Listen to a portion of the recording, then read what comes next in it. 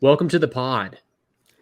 And welcome back in to, there we go, the Chris Mathis podcast. Chris Mathis, Spencer Mathis, once here with you guys again as we follow up to a very good podcast last week as we talked about Kyle Trask, Baker Mayfield. If there's a true quarterback competition here in Tampa Bay, again, I'm at the iHeartRadio studios at Feather Sound. This time I am in my WDAE studio, so not I think it was the mix last week. So back in DAE, and we've got a lot of quarterback stuff to get into. Rankings from Pro Football Focus as well that'll catch your eye and definitely caught my eye regarding some NFL quarterbacks and their expectations ahead of this upcoming season. Also, the latest edition of Madden has rumors that Josh Allen, quarterback of the Bills, will be on the cover of that. Will grace the cover of Madden 24. We'll get into that here momentarily. And even got something on Baker Mayfield, too. And I think that we'll start off with the Buccaneers quarterback and Baker Mayfield as we want to talk about something that we kind of broke into last week with Kyle Trask and Baker Mayfield. But, you know, I'm looking at Pro Football Focus, see a lot of different things that we're going to get into here today with this podcast. But this one stood out to me regarding highest checkdown rate percentage in 2022. So Baker Mayfield had the highest checkdown rate percentage last season, while Jalen Hurts had the lowest at 3.4%.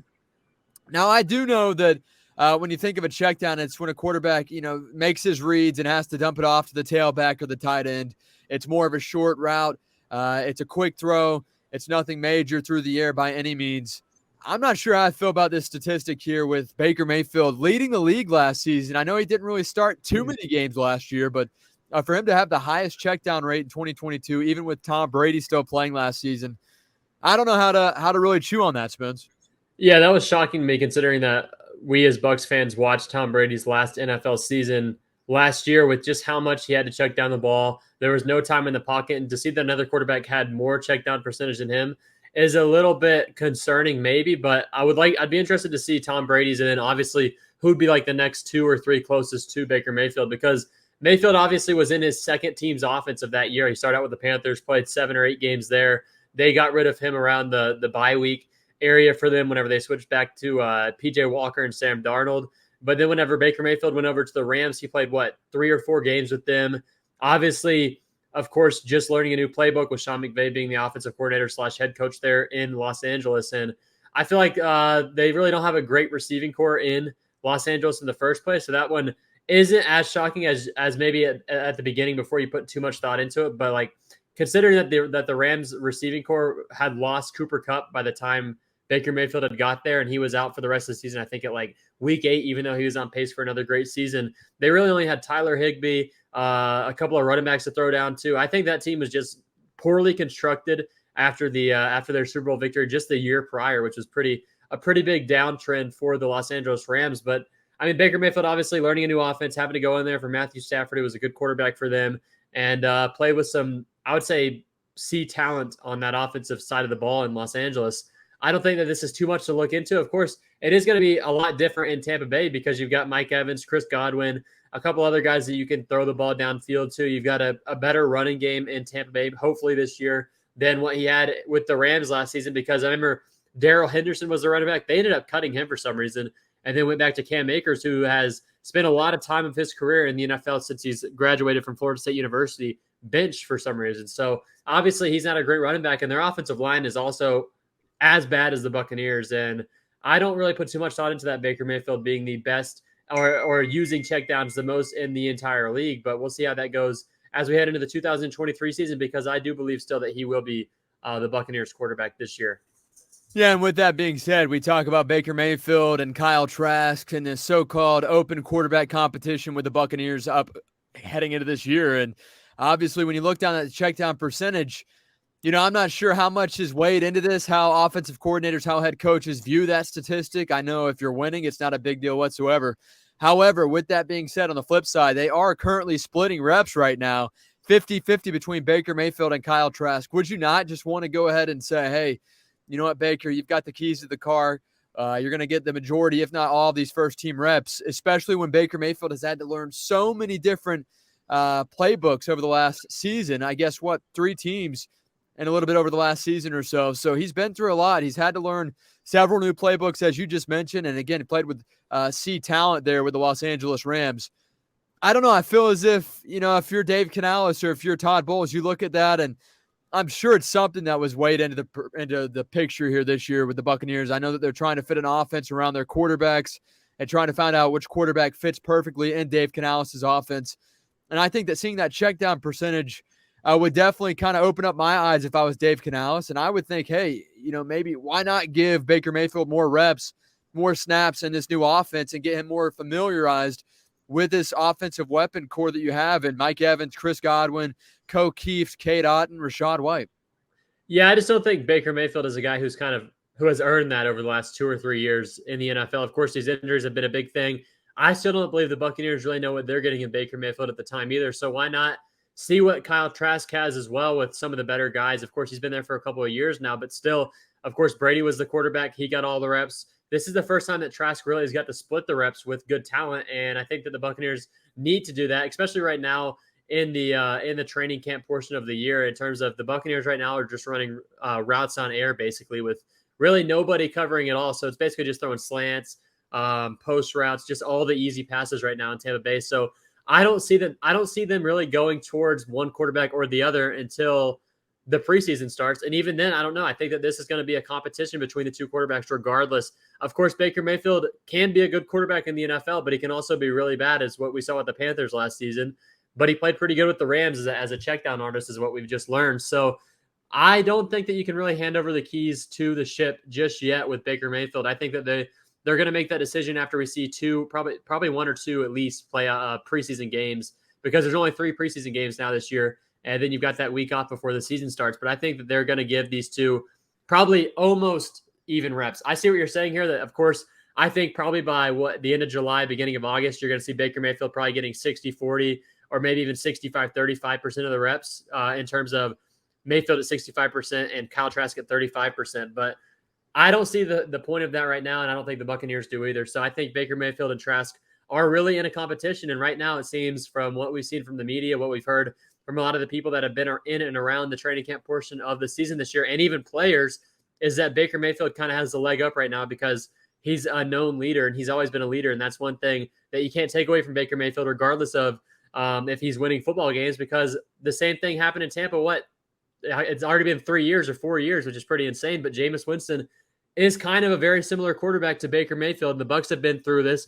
He won over the locker room still whenever Ryan Fitzpatrick was there. And I think we're going to see the exact same thing with Baker Mayfield this year. Of course, Kyle Trask is now on the level of Ryan Fitzpatrick, but Mayfield is going to win this over just because he has the natural leadership ability. And the Buccaneers have a pretty decent roster, and definitely not as bad as a lot of these rankings have set them out to be so far. Especially, a lot of teams have played good with good teams without a good quarterback over the years. And I think the Buccaneers are a team that are at least a 6-win team this season. And that is not the bottom of the barrel. I can tell you that. I think there's going to be at least 2 or 3 teams that maybe win 2 games this year trying to get Caleb Williams. And I don't think the Buccaneers are going to be one of the guys or one of the teams with their names in that hat after this season ends.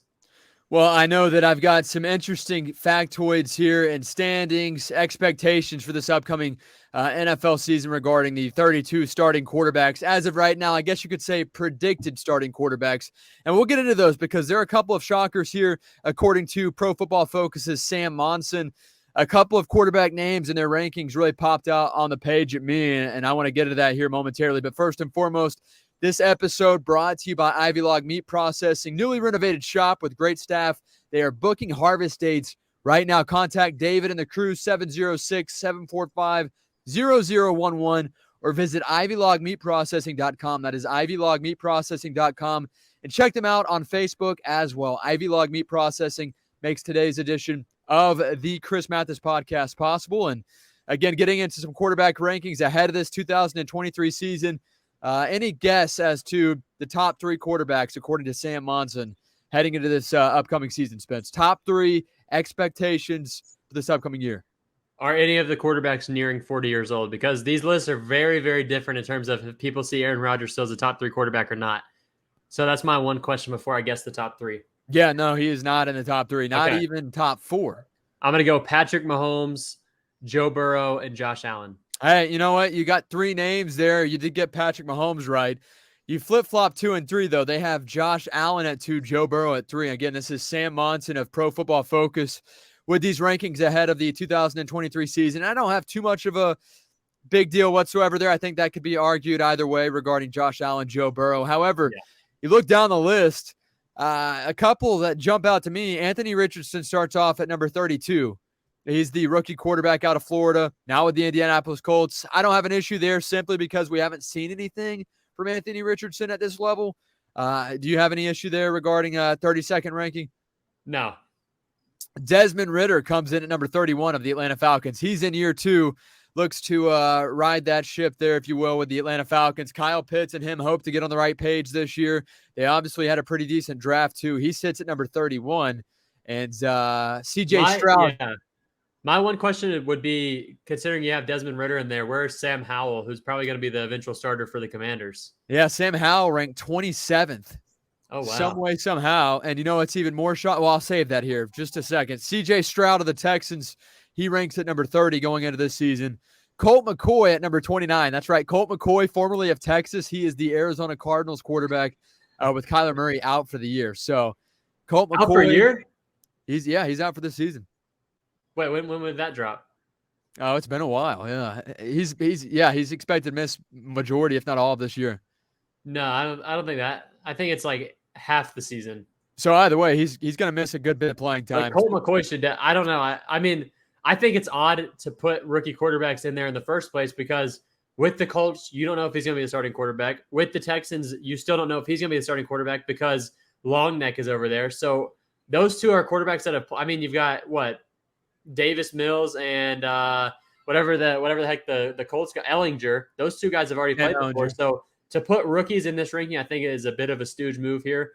But we can continue the list. I don't think so because they're just simply predicting who's going to win the job or by the end of the season, who has the job. So Baker Mayfield, any guesses as to where Baker Mayfield falls in with the Buccaneers? 28 is the number. So he's just one spot ahead of Colt McCoy with the Arizona Cardinals and just one spot back from Sam Howell with the Washington Commanders, which a bit shocking. Very similar players. Sam Howell and Baker Mayfield are very similar. I like Sam Howell, though. I do, too, but I don't think he has the weapons. I don't think that he has the talent around him as, Baker Mayfield has in Tampa Bay. Now, they do have some talent there in Washington, but not talent that's won games before. Now, one that really popped out to me on this page, Russell Wilson. Any guesses as to where Sam Monson had Russell Wilson ahead of this 2023 season? 17. He has him at number 20, which after one, not just bad year, but terrible year for him to drop that far. With Sean Payton as the head coach coming up this year. I mean, it's going to be a different Russell Wilson than what we've seen over the last season and maybe even a better Russell Wilson than what we've seen over the years because Russell Wilson and Drew Brees are very similar quarterbacks in terms, but Russell Wilson has a little bit of athleticism, and I think we might see like a revitalization of Russell Wilson's career with a guy as smart and as good of an offensive coordinator as Sean Payton has been over the years. And I think that if the Saints had Sean Payton right now, they would be the obvious winners of the NFC South, but instead they have Dennis Allen and Derek Carr. And you look over the Broncos, they have Sean Payton, they have a pretty good receiving core, and they also have Russell Wilson. So that's a team to look out for. And I don't know if I still don't think, I think he just maybe closed his eyes and threw darts at a board until he hit a couple of these quarterbacks' names and then put them in rankings that way. Because putting Mayfield at 28, I mean, I don't think you can do that if you even look at the talent around him. He's at least going to be out of the bottom 10 quarterbacks this season just based off of all he has to do is throw the ball up to these receivers. And the same thing goes for Russell Wilson. I mean, of course, number 20 is 12 away from 32, but so far these rankings have been a bit tough here for Monson. And also moving on, a quarterback that was arguably heading into last year one of the lower tier quarterbacks and somebody that we expected to take a big leap. He took a leap last year talking about Justin Fields of the Chicago Bears. Any guesses as to where Justin Fields might rank here on this ranking ahead of the 2023 season? Up or down from Russell Wilson? He's actually, it shocked me a little bit. He's up from Russell Wilson. 15. He's actually at number 18, which still right in the middle between 20 and 15. Number 18 for Justin Fields, a little bit high for me as well. Yeah. I do know they also had a pretty solid draft, and they're going to help build around him. But going into this year, based off of last year, I don't see how you can have a guy in Justin Fields at number 18 on the list. One spot ahead of Ryan Tannehill with the Tennessee Titans at number 19. Yeah, Tannehill, I think at this point in his career, I'm surprised they didn't put him that high with.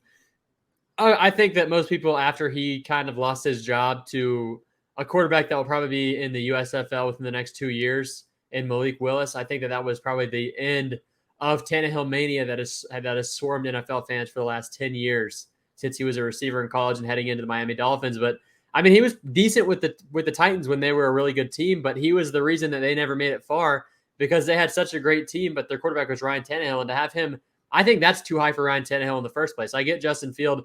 I mean, I think that Russell Wilson should obviously be above those two, but I think Justin Fields should be above Ryan Tannehill at this point in his career as well, because Tannehill has had a ton of injuries over the years as well. Yeah, and also last year, Tannehill did not have a great season whatsoever, and the Tennessee Titans kind of had a drop-off. Vrabel didn't look like he had his best year as head coach there in Nashville. Now, one position that we both have agreed on as being very important and one that the Buccaneers have had some talent at for years now and some way, somehow gets slept on, the linebacker position. And Trevor Sikkema of Pro Football Focus, Tampa Bay Trey, has his top 10 linebackers ahead of this season. Interesting to me that Chicago Bears linebackers Tremaine Edmonds and TJ Edwards there round out number 9 and number 10. But look at the top, Fred Warner of San Francisco. I can't argue him not being number 1. He definitely deserves that. He is extremely talented. Levante David of the Buccaneers comes in at number 2. Demario Davis at number 3 with the New Orleans Saints. How do you feel about this ranking? I think Roquan Smith in the right spot too. Shaquille Leonard right there. Bobby Wagner could maybe be dropped down below Dre Greenlaw to me based on last season alone, but Levante David finding a spot at number 2 on this top 10 linebacker list, according to Trevor Sikkema of Pro Football Focus. Yeah, I love Levante David. He's obviously a top 10 linebacker in the NFL, even at this point in his career. But this is, of course, coming from Trevor Sikkema. Of course, I think that he's kind of like, if I were in the media, I think that I would also rate Levante David at number 2, because if this was made by anybody else within Pro Football Focus or whatever this is coming from, I think that Levante David would probably be in the bottom 5 of the top 10. But Levante David has been a great linebacker over the years, and if this is based off of over the years play, of course, that's a very good list, because Demario Davis and Levante David and Bobby Wagner being there is important. But all three of these guys are aging very rapidly, and I think Demario Davis is definitely top 5. I think Levante David would probably be 5th in my opinion. I think move Shaquille Leonard up. I think he didn't have a great season last year, but he had injury problems. Roquan Smith is very good with the Baltimore Ravens, and I think he's only going to get better. Like you said, I like Dre Greenlaw a little bit more than Bobby Wagner at this point in his career. But if we're going off that, if we're going off career, of course he'd be in the top 3. But overall, a pretty good list. I'm not too big into. I haven't watched too much of TJ Edwards with the Chicago Bears, but I know they had a great defense last year, so that is probably a fair place to put him at number 10. But I do know Tremaine Edmonds is a good linebacker, so you can't really have too much of a problem with this list, because a lot of the guys that we thought would maybe be good, like Patrick Queen for the Baltimore Ravens, who was drafted in 2019, and Devin White for the Tampa Bay Buccaneers, who was drafted in 2019, have just really been the most inconsistent linebackers over the last 2 or 3 years. Those two have been so inconsistent, and linebacker at this point in the NFL, I think, is a very replaceable position in terms of they don't get the big contracts like they used to. I don't think people put as much emphasis into getting a linebacker, and that's the only reason that these guys aren't in the list, is because they're not consistent, and these guys are, especially Demario Davis, Levante David, and of course Fred Warner should always be number 1 on every linebacker list. But those guys, I think the linebacker play is kind of falling from the wayside, at least the middle linebacker play, and eventually we may even see some more. I don't know. I think we're going to see some more Keanu Neal type roles in that linebacker position, with safeties transitioning down if they're a little bit slower to play that position, because I don't think it's working out very well, because a lot of these linebackers aren't being able to keep up with these giant fast tight ends that are in the NFL now, and Travis Kelce, Kittle, and a couple other ones like Mark Andrews. They can't cover him. Even Levante David can't cover these tight ends, and he's the best coverage linebacker in the NFL, and you'll see him get routed up by Travis Kelce, but not in the Super Bowl, of course, because he absolutely shut his ass down. But other than that, I mean, outside of the playoffs and Super Bowl, these guys are not able to cover these big tight ends, and I think we're going to see a transition away from the true linebacker playing at the linebacker position, unless you're the Detroit Lions, who drafted I forgot what his name was, but they drafted him at like 15, and he's not a very fast guy, so they're going to have some issues there trying to stop the pass, and we'll see that this season. But I think that linebackers are eventually going to be replaced by hybrid safeties over the next couple of years, unless you have a guy like Fred Warner, Demario Davis, or Levante David, the guys that are actually consistent.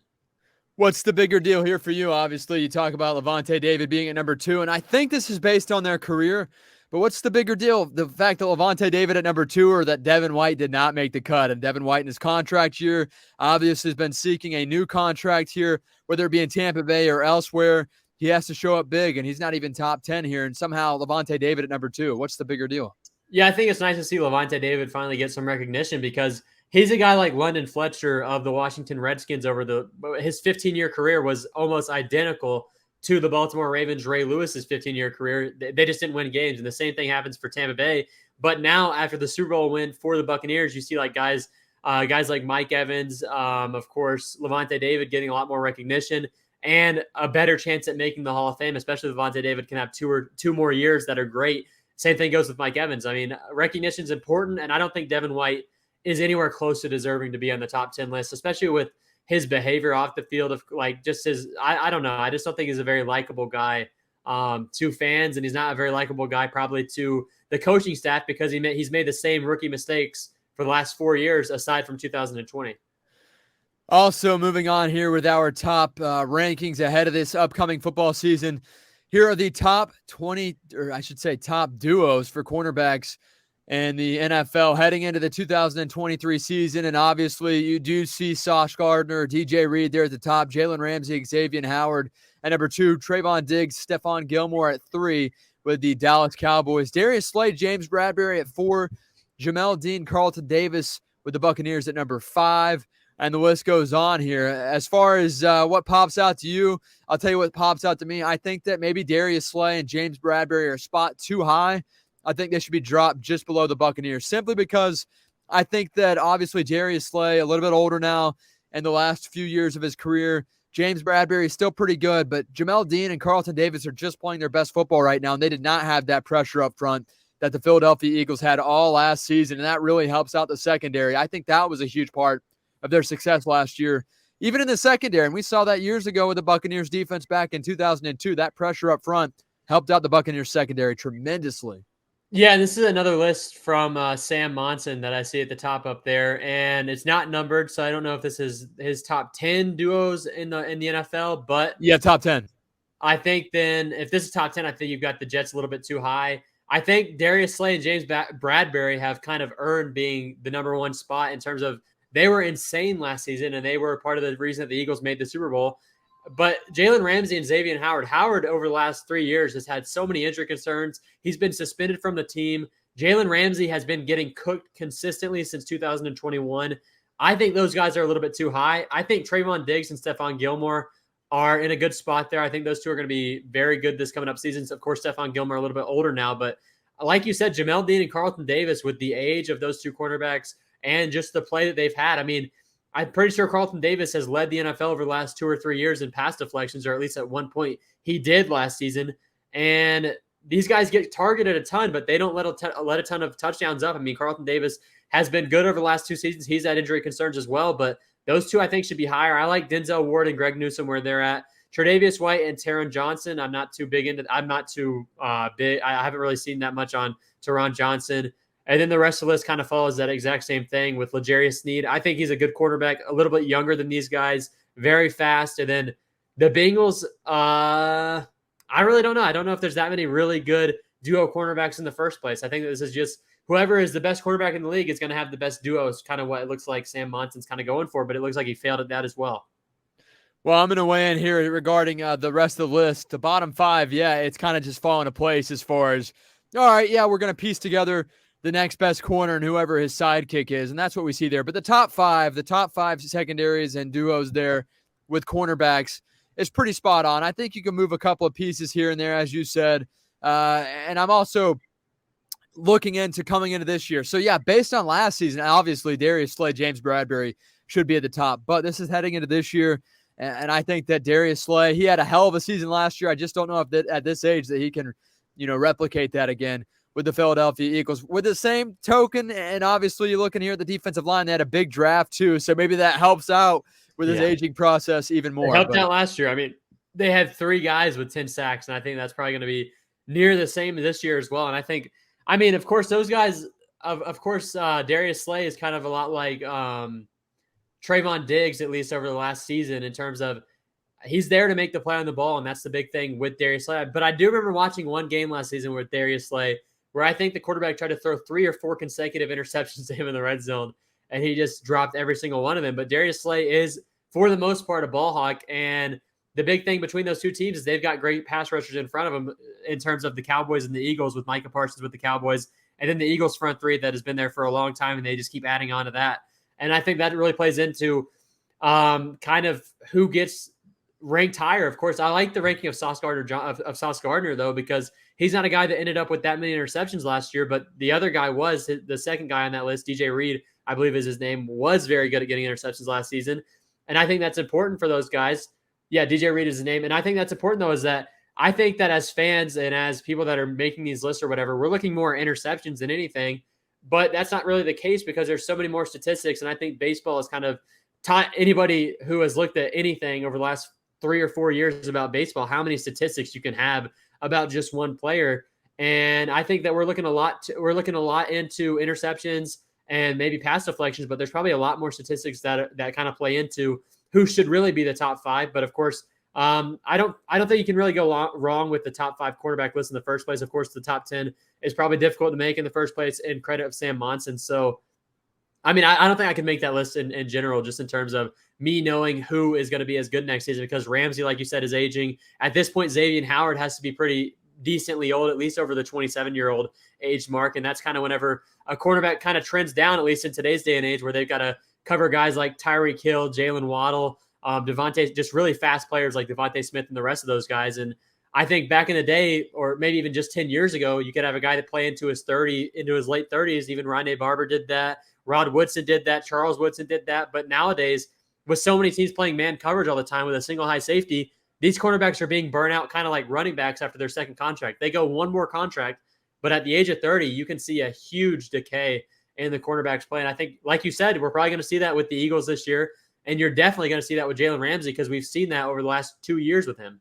Yeah, no doubt about it. And again, we're talking about cornerbacks ahead of the 2023 season, which gets underway in just a few months. I'm excited for it. I know that you guys are too. And you can weigh in, tweet us, message us on social media at TCM_pod.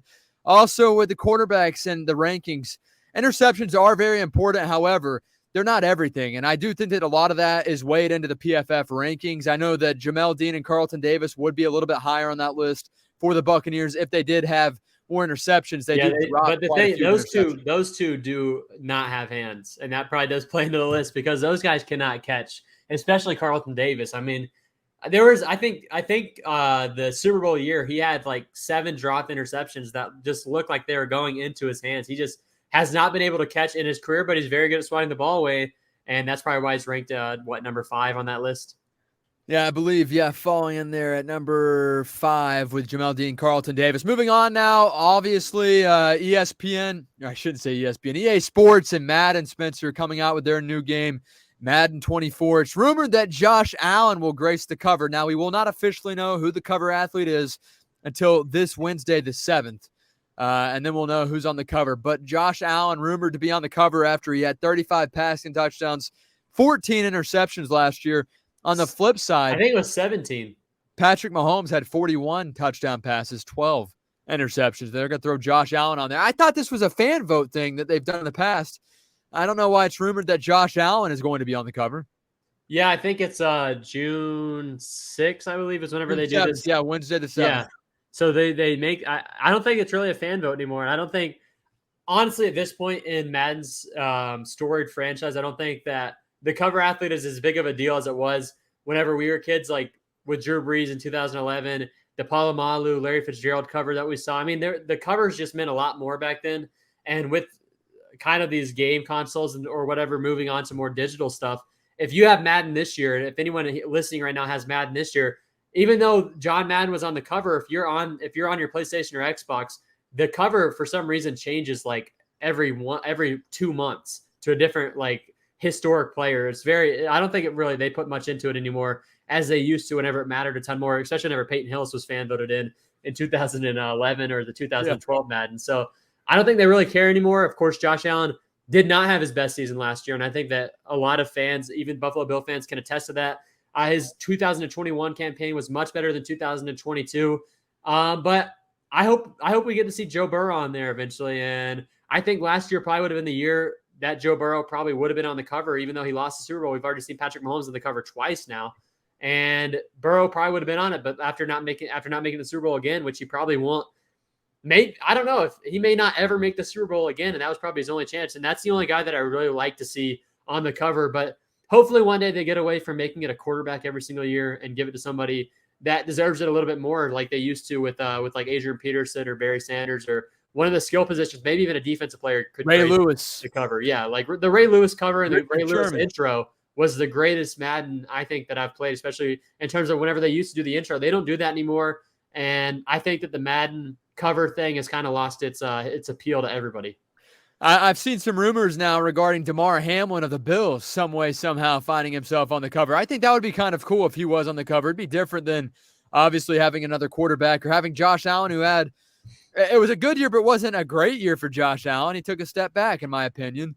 The thing, if that's an actual thing with Damar Hamlin, is there's been a lot of guys that haven't been great in their NFL career that have had big injuries, and they didn't get the grace to cover Madden. So to have Damar Hamlin, of course, he did almost die on the football field, but to put him on the cover, yeah, I mean, how do you top that?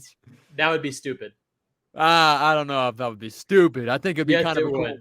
He was not. He hasn't been. I mean, you're going to see it this year whenever he comes back to play. He's not one of the best players in the NFL. Not even close. And I don't think that he is even close to deserving of the Madden title. Even though I just said that it doesn't have that much weight on people, I don't know if I'd have any interest in having Damar Hamlin on the cover in terms of he's just not a great player. It's sometimes more than just being a great player, though. A great story, a role model. He's got his shine. He's been everywhere. Inspiration. I mean, it'd be cool. It would be a cool way to. He's at the Grammys. He was throwing up the sixes. But still, to have yourself on the cover. Because he was throwing up the Devil's number. Oh, man. All right. Well, we'll close out the show here. The Chris Mathis Podcast. Spencer always Savage Spence at L Savage Spence on Twitter. But obviously, Game 3 of the NBA Finals will take place tomorrow. The Miami Heat took Game 2 in Denver on Sunday night, 111-108. And the Joker still scored 41 points in a loss. The unfortunate thing for the Joker is he only had 4 assists in that game in that loss. And Miami was able to hang on. Jimmy Butler made a key 3 late in the ball game, and they were able to hold on to a 3-point win. Yeah, and the thing with that is the Nuggets are 1-0 on nights where I have nuggets for dinner. I had Chick-fil-A in the game during Game 1. Oh, wow. I had the nuggets from there. Game 2, guess what? Nothing. No chicken nuggets, nothing. So that could play into it, of course. That's probably a big deal with these players, especially Jimmy Butler's probably looking over here praying that I don't eat nuggets, but I might just mess around and go get some nuggets tonight. And Nikola Jokic is going to win the next game for the Nuggets because he's an insane player. And Jimmy Butler, the first 2 games, a great player over the season, of course. Over the playoffs, he's been great. But what?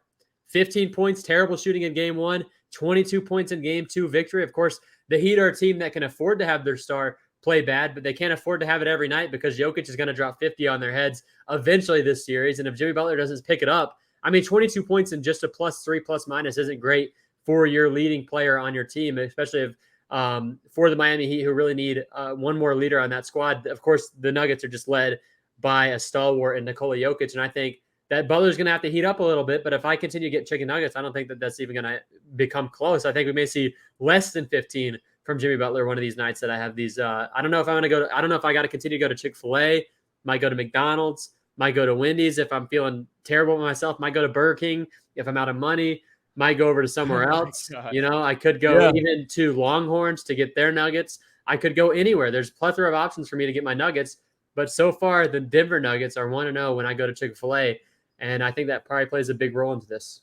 Yeah, not a paid partnership there, just a fan of Nuggets. And I think that Jimmy Butler heats up with the Miami Heat in Game 3 in South Beach. I think they take Game 3 and win their second consecutive and take a 2-1 series lead in the NBA Finals. But we'll be back with you guys either this weekend or early next week. And again, thank you guys for joining us. The Chris Mathis Podcast brought to you by our friends at Ivy Log Meat Processing in Blairsville. Check the description down below for more information. Check out Spencer's shirt. We'll talk to you guys next week.